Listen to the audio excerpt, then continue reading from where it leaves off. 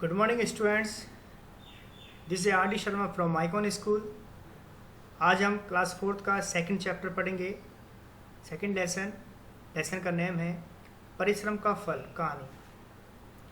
Let's start, here we go. पुराने समय में एक ऋषि भारद्वाज थे।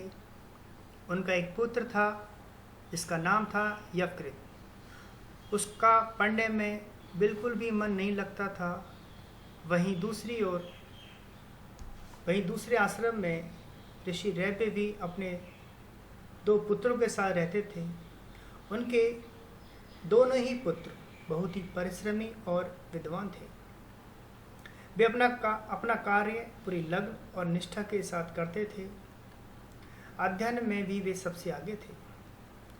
सभी लोग उनका मान सम्मान करते थे।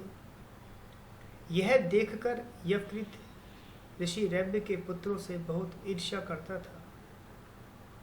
वह उनके समान विद्वान तो बनना चाहता था, परंतु परिश्रम नहीं करना चाहता था।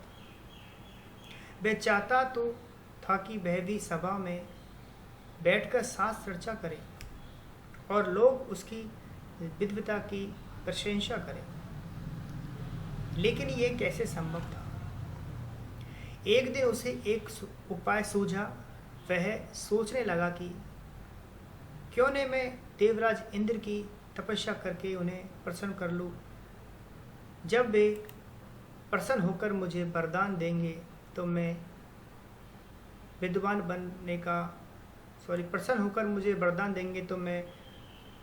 बनने का वर मांग लूँगा। यह सोचकर यकृत ने इंद्र को प्रसन्न करने के लिए कठोर तपस्या करनी आरंभ कर दी। उसकी कठोर तपस्या से इंद्र प्रकट हुए और बोले, वत्स, वर मांगो, मैं तुमसे प्रसन्न हूँ। इंद्र को देखकर यकृत की खुशी का ठिकाना रहा।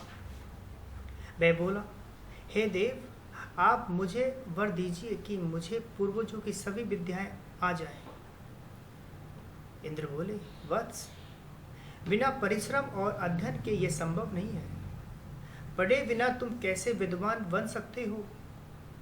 इसके लिए तुम किसी सद्गुरु के आश्रम में जाओ और कठिन परिश्रम व अध्ययन करके विद्या ग्रहण करो।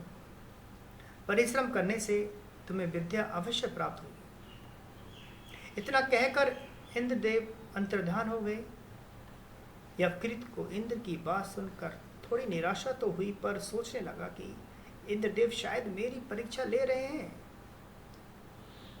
तुम्हें विद्या अवश्य प्राप्त होगी, यह तो उन्होंने कह दिया है। अब मैं पुनः कठोर तपस्या करूंगा। परंतु यकृत की यह भूल गया कि इंद्र ने विद्या प्राप्त करने के लिए परिश्रम पूर्वक अध्ययन करने की बात ही कही थी। अब उसने पुनः घोर तपस्या करनी शुरू कर दी। जब इंद्र ने देखा कि यकृत अपनी हट नहीं छोड़ रहा है तो उन्हें एक युक्ति सूझी। एक दिन यकृत गंगा स्नान करने जा रहा था। उसने देखा कि मार्ग में एक वृद्ध आदमी बैठा है जो मुट्ठी में रेत उठाकर नदी में फेंक रहा है। उसे देखकर यकृत को बहुत आश्चर्य हुआ और वह वृद्ध आदमी के पास गया और बोला, आप क्या कर रहे हैं। वृद्ध ने कोई जवाब नहीं दिया। यकृत ने पुनः जोर से पूछा।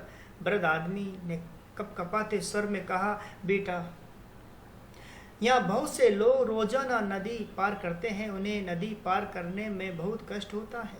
मैं सोचता हूँ कि यहाँ एक पुल बना दूँ जिससे लोग आसानी से नदी पार कर सके,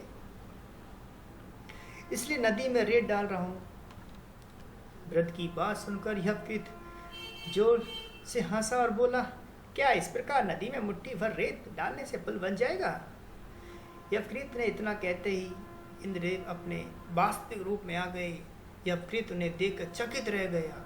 इंद्र बोले, यकृत, जब तुम परिश्रम किए बिना ही विद्या प्राप्त कर सकते हो तो मैं भी बिना सामग्री के नदी पर पुल बना सकता हूँ। तुम्हारी तपस्या भी रेत के समान ही है। इंद्र के इतना कहते ही यकृत की समझ में आ गया कि बिना पढ़े विद्या प्राप्त करने की आशा करना बेकार है।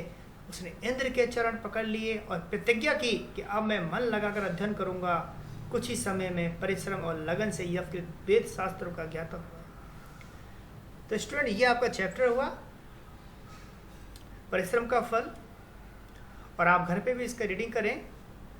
और आगे चलते हैं। ये शब्दार्थ हैं, इनको आप राइट करें अपनी नोटबुक में। जिन बच्चों ने नोटबुक नहीं बनाई अब नोटबुक बनाएं। ये शब्दार्थों को आप राइट करें नोटबुक में, इनको लर्न करें। क्वेश्चन देखते हैं। निम्नलिखित प्रश्नों के उत्तर दीजिए। यवकृत रैव्य ऋषि के पुत्रों से ईर्ष्या क्यों करता था? यवकृत रैव्य ऋषि के पुत्रों से इसलिए ईर्ष्या करता था क्योंकि दोनों ही वे बहुत ही परिश्रमी और विद्वान थे। इसलिए यवकृत ऋषि रैव्य के पुत्रों से ईर्ष्या करता था। Next question. यवकृत ने इंद्र की तपस्या क्यों की? यवकृत ने इंद्र की तपस्या इसलिए की कि वह चाहता था कि वह अपने पूर्वजों की सभी विद्याएं पा सके और वेद शास्त्रों का ज्ञान उसे होए। इसलिए वो इंद्रदेव की तपस्या करना चाहता था। Next question. यवकृत के वर मांगने पर इंद्र ने क्या कहा?